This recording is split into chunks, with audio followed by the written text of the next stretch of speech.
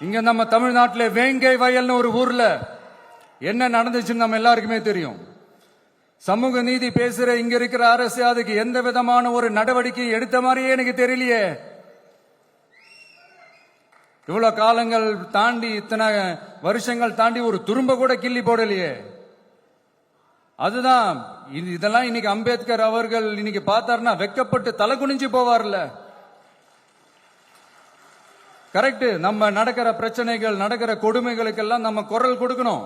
ஆனா நடக்கிற பிரச்சனைகள் ஒன்னா ரெண்டா? பெண் குழந்தைகளுக்கு எதிரா, பெண்களுக்கு எதிரா, ஏன் மனித உயிர்களுக்கு எதிரா? இதெல்லாம் நம்ம பார்க்கிறோம், படிக்கிறோம், மத்தவங்க கிட்ட இருந்து கேட்டு தெரிஞ்சுக்கிறோம். இதுக்கெல்லாம் ஒரு நிரந்தரமான ஒரு தீர்வு என்ன தெரியுமா? ரொம்ப சிம்பிள் தான். நம்ம தமிழ்நாட்டு மக்களுக்கு